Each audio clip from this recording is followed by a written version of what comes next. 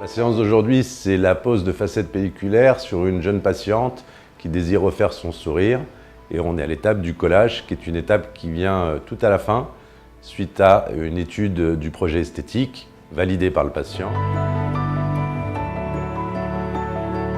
Une facette pelliculaire, c'est une mince couche de céramique qui doit faire entre 0,2 et 0,3 mm d'épaisseur, donc ce qui est extrêmement fin, ce qui donne sa manipulation très délicate, mais qui permet en même temps de refaire le sourire du patient sans préparer ses dents, ce qui rend la technique tout à fait indolore. À la suite du collage, le résultat est immédiat. Les facettes, une fois qu'elles sont collées, elles ont vertu à rester très longtemps parce qu'elles sont collées sur une dent qui n'est pas préparée. Comme dans cette technique, on ne prépare pas la dent, donc la dent reste tout à fait intacte, ce qui peut rendre à la limite le protocole complètement réversible, mais bon, la dent n'est pas abîmée. C'est sûr que le collage va créer un état de surface différent de la dent, mais après, si on désire enlever les facettes, en repolissant la dent, on retrouverait la dent totalement intacte. Je trouve que j'ai des dents très petites et pas assez brillantes, pas assez éclatantes, donc j'aimerais bien un sourire plus frais. J'attends justement d'avoir des dents un peu plus grandes, un peu plus blanches, un sourire plus brillant, plus éclatant. J'ai connu le docteur Ganassia grâce à une amie qui a refait ses dents déjà ici, qui a mis des facettes. J'ai trouvé ça incroyable et donc j'ai pas hésité une seule seconde et j'ai voulu le faire avec lui. Alors, la pose des facettes, c'est un protocole qui est très délicat et donc qui est forcément très long. En tout cas, dans ma technique, je les colle une par une, donc ça prend un peu plus de temps. Je vais dire qu'une facette met en moyenne à peu près un quart d'heure à être collée, au moins. Et ensuite, il faut la régler, il faut la polir. Mais voilà, pour une séance comme ce matin où on pose 10 facettes sur une patiente en haut, il faut compter une matinée.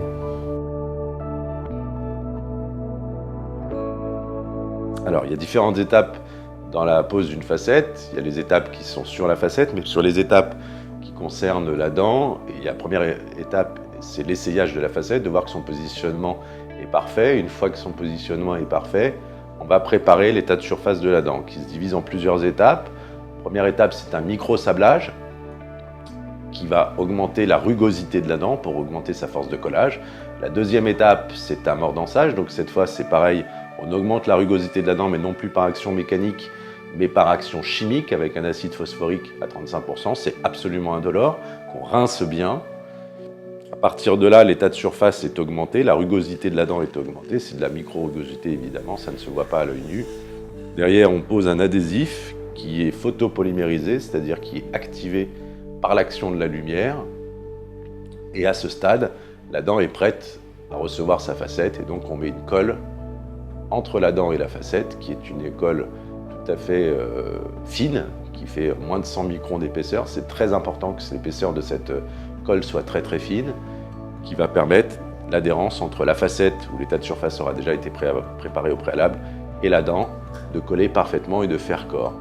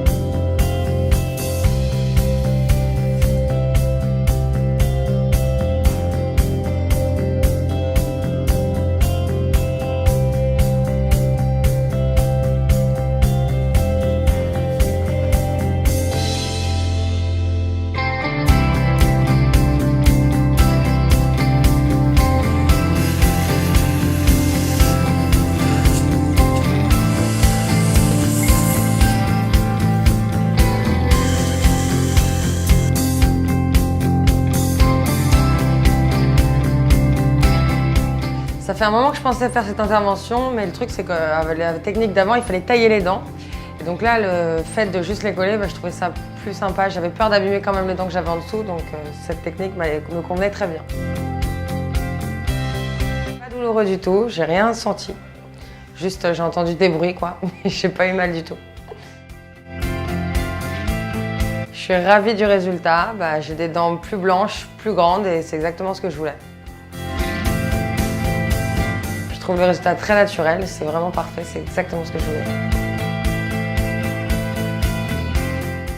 Alors comment ça se passe pour l'entretien, David? Alors pour l'entretien, avec ce type de protocole, en fait, tu n'as pas d'entretien particulier. Il faut que tu te brosses les dents comme tu le faisais avant, après chaque repas. Moi je préconise des brosses à dents électriques, sur brossette souple, pas un problème au niveau de la gencive. Que tu passes le fil dentaire normalement, puisque tu as vu qu'on l'a fait pendant la phase de pause, c'est-à-dire qu'on a vérifié que tous tes espaces interdentaires étaient libres et libérés, qu'ils n'accrochent pas. Donc tu peux passer le fil dentaire pour bien nettoyer entre les dents.